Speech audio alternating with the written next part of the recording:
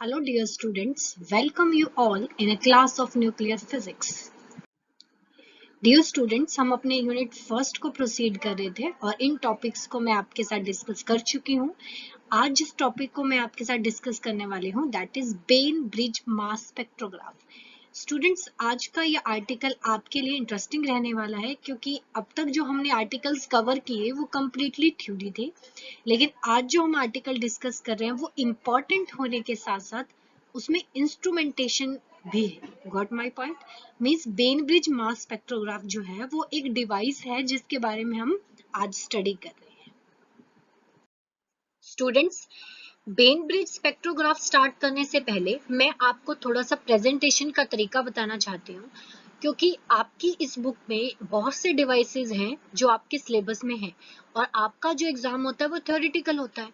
तो थ्योरी के एग्जाम में प्रेजेंटेशन की बहुत इंपॉर्टेंस है। तो इस बात को ध्यान रखो कि जब भी आप किसी इंस्ट्रूमेंट के बारे में बता रहे हो तो उसको हमेशा लेबल तरीके से बताओ।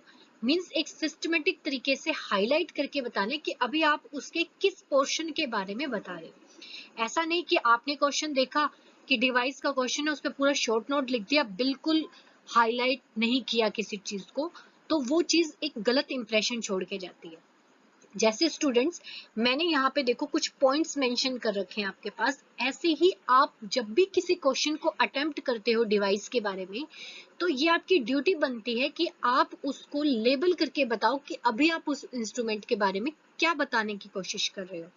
ठीक है, और वो हमेशा स्टेप बाय स्टेप करना है। जैसे मैंने यहाँ पे लिखा है स्टूडेंट्स, डेफिनेशन मीन्स जिस डिवाइस की आप बात करोगे उसकी डेफिनेशन क्या है, वो किस सिद्धांत पे, मीन्स उसका प्रिंसिपल क्या है वर्किंग करने का।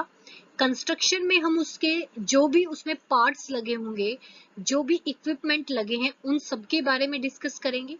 फिर हम उसकी वर्किंग पे आएंगे, फिर मेरिट्स बेनिफिट्स ये चीजें आएंगी, फिर कंक्लूजन। ठीक है, मैंने यहाँ पे ये पॉइंट्स बनाए हैं, हो सकता है किसी और डिवाइस के बारे में थोड़ा पॉइंट्स ज्यादा या कम हो जाए, ठीक है, या अप डाउन हो जाए, बट मेरे कहने का मोटिव ये है कि जब भी आप किसी भी डिवाइस के बारे में बताओ तो हमेशा ध्यान रखो कि उसको आपने स्टेप बाय स्टेप बताना है और हाईलाइट करना है कि अभी आप किस चीज के बारे में बताने जा रहे हैं। Got my point? तो स्टूडेंट्स, अब मैं अपने आर्टिकल पे आते हूँ, बेन ब्रिज मास स्पेक्ट्रोग्राफ। थोड़ा सा नेम से भी रिमाइंड करने की कोशिश किया करो कि आपको उसमें क्या चीजें पता लगने वाली है। जैसे आपका लास्ट वर्ड देखो तो वो है स्पेक्ट्रोग्राफ। मीन्स यहाँ पे आपके पास in the form of spectra कुछ विजुअलाइज होने वाला है। ठीक है, फिर आपने लिखा हुआ है मास, मीन्स ये इंस्ट्रूमेंट कहीं ना कहीं मास से जुड़ा हुआ है। फिर नेक्स्ट है बेन ब्रिज। अब ये जो चीज जो फर्स्ट होता है ना, वो मेनली यही होता है कि इंस्ट्रूमेंट बनाया किसने है, या तो उसके नेम पे होगा या वो किस प्रिंसिपल पे काम करता है उसके नेम पे होगा। तो यहाँ मैंने लिखा है बेन ब्रिज। तो जिन्होंने इस इंस्ट्रूमेंट का सेटअप रेडी किया था उनका सरनेम है बेन ब्रिज। दैट्स वाई हमने इसके इस इंस्ट्रूमेंट के आगे इस नेम को रखा है बेन ब्रिज मास स्पेक्ट्रोग्राफ। मीन्स यहाँ से आपको थोड़ा सा क्लियर हुआ कि एक ऐसा इंस्ट्रूमेंट है जो कहीं ना कहीं एलिमेंट के मास से जुड़ा हुआ है। ठीक है, और वो हमें रिजल्ट में कुछ स्पेक्ट्रा दिखाने वाला है। ठीक है, अगर आपको नेम से इस तरीके से थोड़ी बहुत नॉलेज मिल जाती है तो ये एक अच्छी बात है। Got my point? मीन्स इस तरीके से आप फिजिक्स जब भी करो तो वर्ड से ही मीनिंग निकालने की कोशिश किया करो, इससे अंडरस्टैंडिंग ज्यादा डीप में होती है। Got my point? तो स्टूडेंट्स, अब हम आते हैं डेफिनेशन पे। तो अगर आप डेफिनेशन की बात करो तो मैंने यहाँ पे मेंशन किया है, it is an instrument used for the accurate determination of atomic masses। Means जो हम गैस लगा रहे थे इसके नेम से वो कुछ हद तक सही है कि एक ऐसा डिवाइस है या ऐसा इंस्ट्रूमेंट है जिसमें हम मासेस को मेजर करते हैं। ठीक है, मासेस में मैंने यहाँ स्पेसिफाई कर दिया एटॉमिक मासेस। मीन्स इससे हम एटम्स के मासेस को डिटरमाइन करेंगे। स्पेशली मैंने वर्ड यूज किया एक्यूरेट।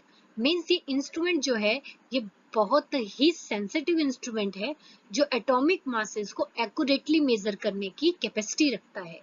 वैसे मेनली स्पेक्ट्रोमीटर का जो रोल है बेनब्रिज का, वो 1930 में इसका सेटअप रेडी कर दिया था केनेथ बेनब्रिज जी ने, पर उसको ज्यादा सेंसिटिव बनाने के लिए उन्होंने 1932 में स्पेक्ट्रोमीटर में ही वेलोसिटी सिलेक्टर को भी एडप्ट करके फिर इंस्ट्रूमेंट को बनाया जिसकी सेंसिटिविटी ज्यादा थी। इसीलिए मैंने यहाँ पे 1932 मेंशन किया स्टूडेंट्स, क्योंकि आज जो मैं आपके साथ बेनब्रिज स्पेक्ट्रोमीटर एक्सप्लेन करने वाली हूँ या आपको बताने वाली हूँ उसके अंदर वेलोसिटी सिलेक्टर लगा हुआ होगा। गोट माय पॉइंट? तो आपको डेफिनेशन क्लियर होगी होगी स्टूडेंट्स कि आज मैं आपके साथ ऐसे डिवाइस के बारे में बात करने वाली हूँ जो एटॉमिक मासेस के बारे में आपको बताता है कि किसी भी एलिमेंट के जो एटम है उनका मास कितना है और एक पर्टिकुलर एटम के कितने आइसोटोप एग्जिस्ट करते हैं। Got my point? तो अब हम प्रिंसिपल की तरफ चलते हैं स्टूडेंट्स। तो इसका जो बेसिक प्रिंसिपल है ना वो ये है कि जब भी आप किसी चार्ज पार्टिकल को मैग्नेटिक फील्ड में रख देते हो तो उसके मास के अकॉर्डिंग वो सेपरेट आउट हो जाता है। जैसे मैं आपको एक एग्जांपल दूं, हाइड्रोजन का मोस्ट फेमस है, आपको पता है उसके 3 आइसोटोप होते हैं, एक हाइड्रोजन, एक ड्यूटेरियम और एक ट्रिटियम। आइसोटोप तो आपको पता है कि तीनों के मास अलग अलग है, 1, 2 एंड 3। जब आप किसी सैंपल, कोई आपने सैंपल उठाया और उसमें ये तीनों मान लो है प्रेजेंट है एटम्स, हाइड्रोजन भी है, ड्यूटेरियम भी है, ट्रिटियम भी है, और आपने उस सैंपल पे मैग्नेटिक फील्ड लगा दी, तो तीनों का मास अलग अलग होने की वजह से वो तीनों सेपरेट आउट हो जाएंगे। क्यों? क्योंकि उन तीनों पे मैग्नेटिक फील्ड की वजह से अलग अलग फोर्स अप्लाइड होगी। Got my point? I repeat कि जब आप अलग अलग मासेस के पार्टिकल्स को मैग्नेटिक फील्ड में रख देते हो तो वो एक दूसरे से सेपरेट हो जाते हैं। ये यहाँ पे हमारा मेन प्रिंसिपल काम करेगा। But students, magnetic field apply करने पे पार्टिकल सेपरेट आउट होंगे तो वो वेलोसिटी पे भी डिपेंड करता है, लेकिन हमें तो यहाँ पे मास के अकॉर्डिंग ही डिस्ट्रीब्यूशन करना है। तो हम चाहते हैं कि हमारा इंस्ट्रूमेंट वेलोसिटी पे डिपेंड ना करे, तो इसलिए स्पेक्ट्रोमीटर में पार्टिकल्स को डालने से पहले उसको वेलोसिटी सिलेक्टर में डालो ताकि आपके पास जो पार्टिकल निकल के आए उन सब की वेलोसिटी सेम हो और फिर हम उस पे मैग्नेटिक फील्ड लगाएं। मींस उसको फिर स्पेक्ट्रोमीटर में डालें ताकि वो जब सेपरेट आउट हो तो सिर्फ मास की वजह से हो, वेलोसिटी की वजह से ना हो। तो हमारे यहाँ पे दो ही मेन पॉइंट बन के आए। पहली बात कि मैग्नेटिक फील्ड लगाने पे डिफरेंट मासेस के पार्टिकल सेपरेट हो जाते हैं। दूसरी बात, उसको ज्यादा सेंसिटिव बनाने के लिए या वेलोसिटी इंडिपेंडेंट बनाने के लिए पार्टिकल्स वही उठाओ जिनकी सेम वेलोसिटी हो, और ऐसा तभी होगा जब आप उसको मैग्नेटिक फील्ड अप्लाई करने से पहले पार्टिकल को वेलोसिटी सिलेक्टर से पास करवा लो। ठीक है, तो वेलोसिटी सिलेक्टर से वही पार्टिकल बाहर निकल के आएंगे जिनकी एक पर्टिकुलर वेलोसिटी होगी। ठीक है, तो स्टूडेंट ये मैंने आपके साथ बात की प्रिंसिपल की कि यहाँ पे बेसिकली किन किन सिद्धांत को हमें यूज किया है इस इंस्ट्रूमेंट को बनाने में। अब मैं बात करती हूँ कंस्ट्रक्शन की कि हम उसमें किन किन इक्विपमेंट को लगाएंगे और किस तरीके से उनका यूज करेंगे। तो स्टूडेंट कंस्ट्रक्शन में मैं बात करूं तो मेनली मैंने 4 यहाँ पे स्टेप बनाए हैं। सबसे पहले ion source, second one velocity selector, उसके बाद जो मैंने बनाया दैट इज वैक्यूम चैम्बर या एनालाइजिंग चैम्बर भी बोला जाता है इसको, और इसी में मैं मैग्नेटिक फील्ड अप्लाई करूंगी जिसकी वजह से मास के अकॉर्डिंग पार्टिकल डिस्ट्रीब्यूट होंगे। उसके बाद जो पार्टिकल का डिस्ट्रीब्यूशन है उनको आप नेक डाई से नहीं देख सकते, वो जाकर फोटोग्राफिक प्लेट पे आपको व्यू होगा उसका। ठीक है, गोट माय पॉइंट? तो स्टूडेंट्स यहाँ पे देखो मैंने ये डायग्राम आपको बनाया है, वर्किंग पे नहीं जा रही, मैं आपको सिर्फ पहले एलिमेंट दिखा रही हूँ। तो ये देखो ये जो चीज लगी ये आयन सोर्स है। ठीक है, ये आपके पास स्लिट्स हैं, ये स्लिट्स तो सिर्फ इसलिए होती हैं ताकि ये आयंस जो यहाँ से आ रहे हैं ये एक फाइन बीम में आए, मींस बिखर के ना आए। उसके बाद ये जो चीज आपको दिखाई दे रही है S2 से आगे और S3 से पीछे, इस रीजन को बोला जाता है वेलोसिटी सिलेक्टर। ठीक है, कैसे काम करता है उसकी टेंशन मत लो, पहले आप सिर्फ देखो। तो ये वेलोसिटी सिलेक्टर है, यहाँ से निकलने वाले पार्टिकल वैक्यूम चैम्बर में जाएंगे जिसको एनालाइजिंग चैम्बर भी बोला जाता है। उसके बाद यहाँ से उनकी डेविएशन होगी और वो फोटोग्राफिक प्लेट पे स्ट्राइक करेंगे। ये आपकी फोटोग्राफिक प्लेट है और यहाँ पे वो मास के अकॉर्डिंग स्टूडेंट स्ट्राइक कर रहे हैं। Got my point? यहाँ पे मेरा पर्पस सिर्फ आपको ये दिखाना है कि किस तरीके से यहाँ पे ये जो आपके कंपोनेंट्स हैं इस सेटअप के, इस डिवाइस के, वो लगे हुए हैं। अब मैं इन सब की आपके साथ वन बाय वन बात करती हूँ। आयन सोर्स कैसे है, वेलोसिटी सिलेक्टर कैसे काम करता है, वैक्यूम चैम्बर कैसे काम करता है, फोटोग्राफिक प्लेट कैसे काम करती है। तो स्टूडेंट सबसे पहले मैं बात करती हूँ आयन सोर्स की। तो आयन सोर्स क्या है? ये एक ऐसा डिवाइस होता है जो एटम और मॉलिक्यूल्स के आयंस को प्रोड्यूस करता है। मींस आपने जिस सैंपल के मासेस को निकालना है पहले उसको आयंस में कन्वर्ट करो, वो न्यूट्रल नहीं होने चाहिए। Got my point? अब उसके आयंस बनाने हैं तो वो काम आयन सोर्स करेगा। ठीक है, अब किन्हीं भी एटम या मॉलिक्यूल्स को आयंस करने के कई तरीके हो सकते हैं। उसी पे बेस यहाँ पे मैंने आपको लिखा है electron ionization, chemical ionization, electrospray ionization, matrix assisted laser desorption ionization. ठीक है, तो इस तरीके से बहुत सारे एग्जाम्पल है, आपको इन सब के बारे में डिटेल में जाने की जरूरत नहीं है। अकॉर्डिंग टू योर सिलेबस आपको जस्ट ये पता होना चाहिए कि आयन सोर्स क्या है। मैं आपको थोड़ा सा इलेक्ट्रॉन के बारे में बता देती हूँ। इलेक्ट्रॉन आयनाइजेशन क्या होता है, इसमें पता है क्या होता है?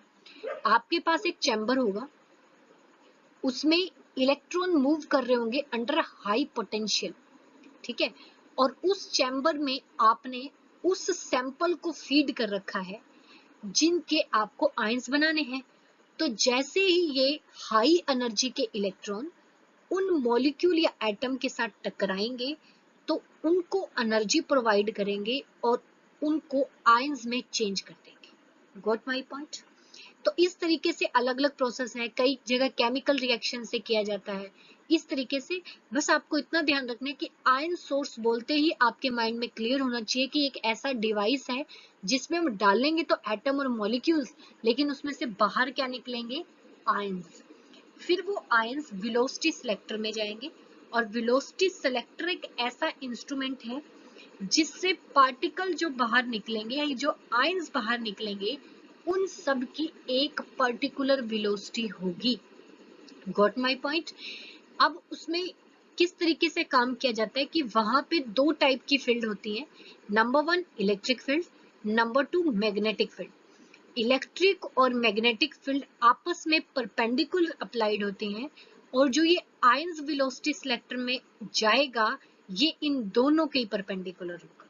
ठीक है, मींस इलेक्ट्रिक मैग्नेटिक फील्ड आपस में परपेंडिकुलर और आने वाला आयन जिसकी वेलोसिटी सिलेक्ट करनी है वो इन दोनों के भी परपेंडिकुलर। Got my point?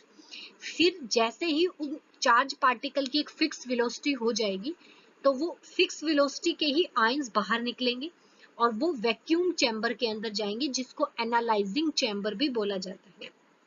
उस चैम्बर में आपने वैक्यूम क्रिएट किया है और वो सेमी स्फेरिकल कैविटी होती है जैसे अभी मैंने आपको प्रीवियस स्लाइड में दिखाया, और उसके अंदर भी हमने मैग्नेटिक फील्ड लगाई होती है। और ये ध्यान रखना स्टूडेंट्स कि यहाँ लगाई हुई मैग्नेटिक फील्ड और यहाँ लगाई हुई मैग्नेटिक फील्ड का आपस में कोई लेना देना नहीं है। ये फील्ड वेलोसिटी सिलेक्ट करने के लिए लगाई है, ये फील्ड उन आयंस की जो मास के अकॉर्डिंग सेपरेशन करनी है उसके लिए लगाई है। ये दोनों कई बार सेम भी हो सकते हैं, डिफरेंट भी हो सकते हैं, वो डिपेंड करता है हमारी कंडीशन पे कि हमें पार्टिकल्स को किस तरह से डिस्ट्रीब्यूट करवाना है। Got my point? तो इस चैम्बर में क्या होगा, ये सेमी स्फेरिकल शेप का होगा। इसमें सिर्फ मैग्नेटिक फील्ड अप्लाई की होगी आपने जो कि परपेंडिकुलर होगी आयन की डायरेक्शन के। जो आयन मूव करेगा उसके परपेंडिकुलर डायरेक्शन में मैग्नेटिक फील्ड आपने अप्लाई की होगी। फिर वहां से पार्टिकल जब मूव करेगा तो उसके बाद वो फोटोग्राफिक प्लेट के ऊपर स्ट्राइक करेगा। अब क्वेश्चन आता है फोटोग्राफिक प्लेट क्या होती है? स्टूडेंट सबसे सिंपल और सबसे ओल्ड टाइप का डिटेक्टर होता है, फोटोग्राफिक प्लेट। ये सभी टाइप के आयंस को डिटेक्ट करने की कैपेसिटी रखता है। इसमें होता क्या है कि इस प्लेट पे जब भी कोई आयन स्ट्राइक करता है तो वहां पे एक स्पार्क प्रोड्यूस होता है, ठीक है, एक मार्क दिखेगा आपको, और उस मार्क की इंटेंसिटी उतनी ही ज्यादा होगी जितने ज्यादा आयन उस जगह पे स्ट्राइक करेंगे। तो पहली बात, जितने स्पॉट बनेंगे उतने एलिमेंट, और जिस स्पॉट का जितना ज्यादा आप ये कह दो इंटेंसिटी आपको दिखाई देगी, मींस उस टाइप वाले आयंस उतने ही ज्यादा हैं। Got my point? तो स्टूडेंट्स ये तो रहा, आपको एक एक सेटअप के बारे में मैंने डिफाइन किया कि हम उसके बारे में क्या करने वाले हैं। आपको ज्यादा चीजें ये क्लियर होंगी, वर्किंग में भी ज्यादा समझ में आएगा।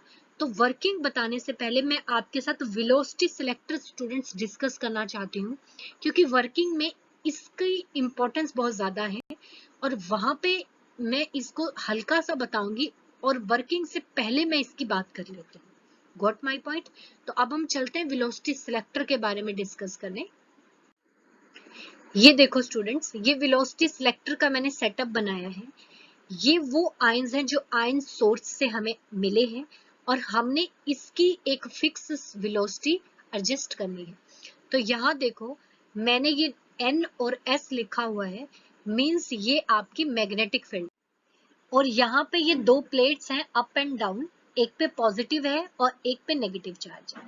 मींस इस डायरेक्शन में हमने इलेक्ट्रिक फील्ड लगाई हुई है और इस डायरेक्शन में मैंने मैग्नेटिक फील्ड अप्लाई की है, और इस डायरेक्शन में वो आयन मूव कर रहा है। तो तीनों हुए ना 90 डिग्री पे।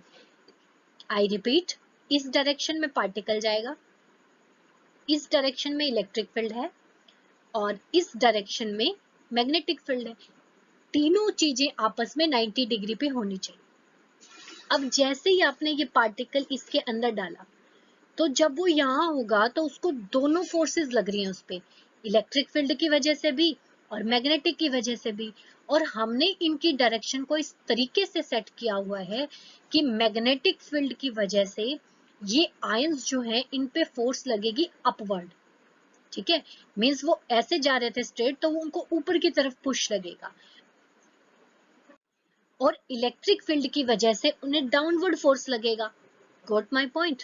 मींस इन आयंस पे जब ये इस रीजन से पास करेंगे तो मैग्नेटिक फील्ड इन्हें ऊपर की तरफ को पुश देगी और इलेक्ट्रिक फील्ड इन्हें डाउनवर्ड की तरफ देगी, ठीक है। अब जिस फोर्स का इफेक्ट पार्टिकल पे ज्यादा होगा वो उसी तरफ जाएगा। अगर मैग्नेटिक फील्ड का इफेक्ट ज्यादा है तो वो ऊपर चला जाएगा, अगर इलेक्ट्रिक फील्ड का इफेक्ट ज्यादा है तो वो डाउनवर्ड चला जाएगा। लेकिन जिस पे अपवर्ड और डाउनवर्ड लगने वाली फोर्स इक्वल हो जाए, वो पार्टिकल बिल्कुल स्ट्रेट इस होल से बाहर निकल आएगा। Got my point? क्या बोला मैंने? जिन पार्टिकल पे मैग्नेटिक फोर्स और इलेक्ट्रिक फोर्स सेम लगेंगी, वो पार्टिकल ना तो ऊपर की तरफ डेविएट होंगे ना ही नीचे की तरफ डेविएट होंगे, वो अनडेविएटेड ही रहेंगे और इस होल से बाहर निकल आएंगे, ठीक है। और जिन पे मैग्नेटिक फील्ड की फोर्स ज्यादा है वो ऊपर चले जाएंगे, जिन पे इलेक्ट्रिक फील्ड का इफेक्ट ज्यादा होगा वो डाउनवर्ड चले जाएंगे और आपके सेलेक्टर से बाहर नहीं निकलेंगे, ठीक है। तो अब आप खुद देखो, इन दोनों फोर्स को अगर आप इक्वेट करते हो तो Q से Q कैंसिल हो जाएगा और V की वैल्यू आ जाएगी आपके पास E बाई बी। मीन्स जिन पार्टिकल की velocity applied field, applied electric और मैग्नेटिक फील्ड के रेशियो के इक्वल होगी, वही पार्टिकल बाहर निकल के आएंगे और सभी पार्टिकल यहाँ से एस्केप हो जाएंगे। Got my point? अब ये हमने स्टूडेंट्स सेलेक्ट कर लिया। अब वेलोसिटी आप सेलेक्ट कर सकते हो E और B के रेशियो को चेंज करके। तो मैंने आपको यहाँ वेलोसिटी सिलेक्टर एक्सप्लेन कर दिया। अब मैं अपने बेन ब्रिज की मेन वर्किंग पे आती हूँ, तो वहां आप समझ जाना कि किस तरीके से वेलोसिटी सिलेक्टर काम कर रहा है। तो देखो स्टूडेंट्स, ये हमारा सेटअप था, मैंने वही सेटअप लिया है जो आपको कंस्ट्रक्शन के टाइम पे दिखाया था।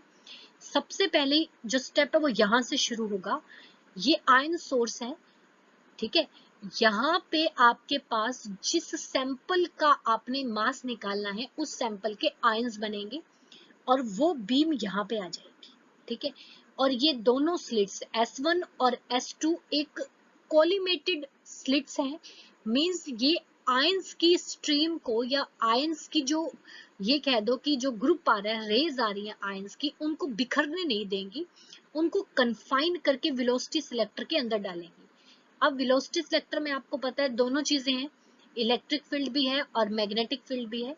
वर्किंग मैंने अभी आपको एक्सप्लेन की, उस अकॉर्डिंग सिर्फ वही पार्टिकल S3 स्लिट से निकल के आएंगे जिनकी वेलोसिटी E/B हो। Got my point. फिर वो यहाँ पे एंटर हो जाएंगे। अब ये जो चैम्बर है कंप्लीटली वैक्यूम है, यहाँ जो आपने फील्ड लगाई है उसको मैंने B' से लिखा है स्टूडेंट्स, और जो वेलोसिटी सिलेक्टर में मैग्नेटिक फील्ड लगी हुई है उसको मैंने B से लिखा है। अब जैसे वो यहाँ आ गए तो आपको पता है कि जब किसी भी पार्टिकल पे मैग्नेटिक फील्ड 90 डिग्री पे लग रही हो तो उस पार्टिकल का जो पाथ है वो सर्कुलर होने लग जाता है, ठीक है। और उस सर्कुलर पाथ में उस पार्टिकल को रिवॉल्व करने के लिए जो सेंट्रीपिटल फोर्स लगती है वो मैग्नेटिक फील्ड की वजह से ही उसको मिलती है।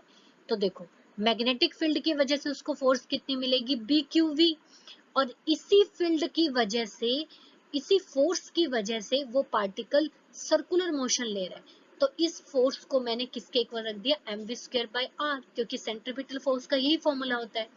यहाँ से हमने r की वैल्यू निकाल ली तो हमारे पास ये आ गई।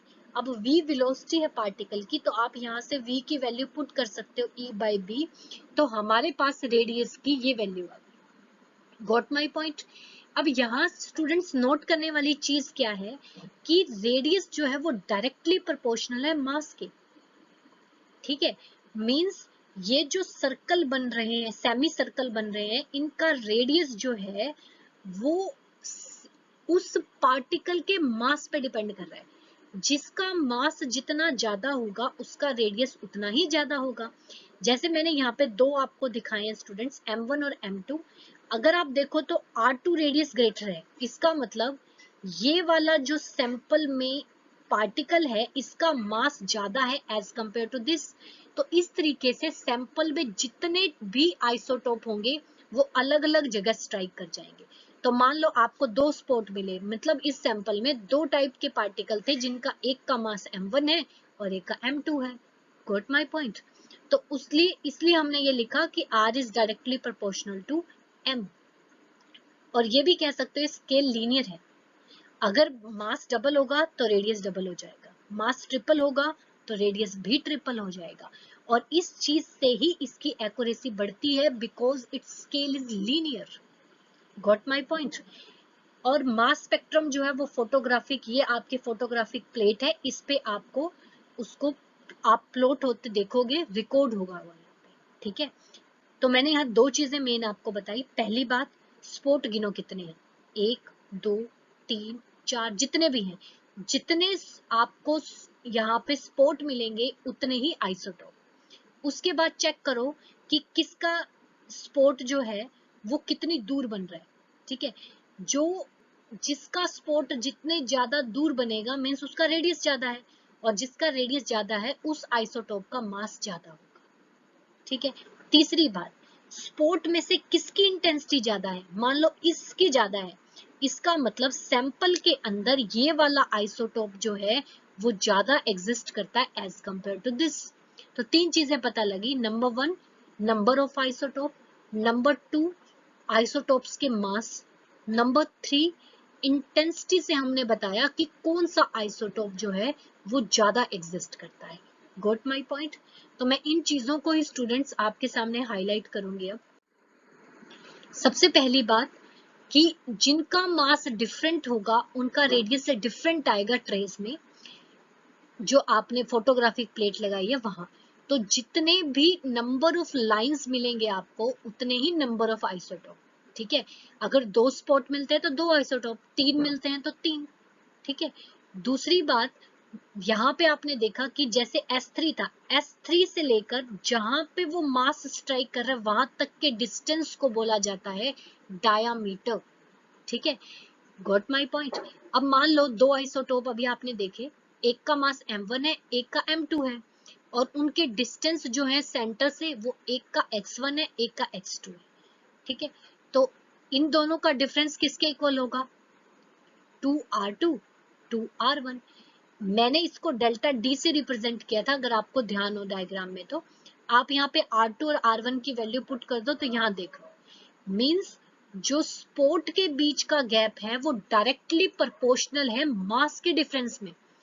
जितना ज्यादा मास में डिफरेंस होगा उतना ही ज्यादा स्पोर्ट में डिफरेंस आएगा। ठीक है, तो यहाँ से आपको पता लगा स्केल लीनियर है। फिर अगर आपको Q पता है, B पता है, B डैश पता है और R पता है, तो आप उस आयन का मास निकाल सकते हो। और अगर आपको मान लो चार्ज नहीं पता बट ये चीजें पता है, तो आप चार्ज बाय मास का रेशियो भी निकाल सकते हो। और आप इस इंस्ट्रूमेंट की सेंसिटिविटी को भी चेक कर सकते हो और वेरी भी करवा सकते हो। एरिया जो इसमें जो आपने वैक्यूम चैम्बर बनाया था उसका एरिया, और वहां पे लगने वाली फील्ड की स्ट्रेंथ। ठीक है, और ये इंस्ट्रूमेंट बहुत अच्छा है स्टूडेंट, क्योंकि ये आयंस के बीच में अगर 1 पार्ट इन 10 की पावर 9 मीन्स इतना भी डिफरेंस होगा ना, 1/10 की पावर 9, इतना कम डिफरेंस भी अगर दो आइसोटॉप के मास में है तो भी वो आपको प्लेट पे नजर आएगा। ठीक है, तो ये हमने बात की कि हमें क्या क्या चीजें नोट करने को मिलेंगे स्टूडेंट्स।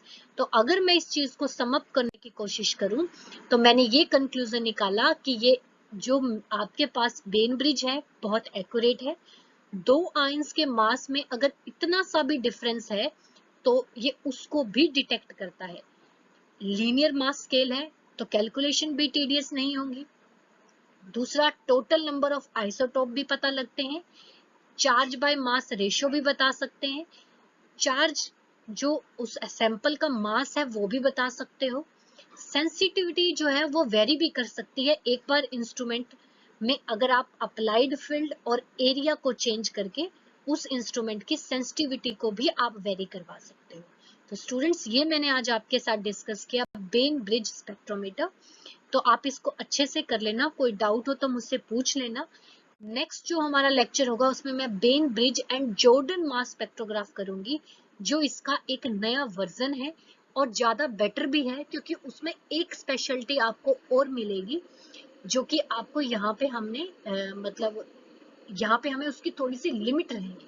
बाकी बेन ब्रिज भी बहुत अच्छा इंस्ट्रूमेंट है, इसकी एक्यूरेसी और इसकी रिजोल्वेशन जो है पार्टिकल्स के मास के लिए वो ज्यादा अच्छी है। पर इससे भी बेटर जो नया वर्जन है that was Ben bridge and Jordan mass spectrograph, जिसको मैं नेक्स्ट लेक्चर में आपके साथ डिस्कस करूंगी।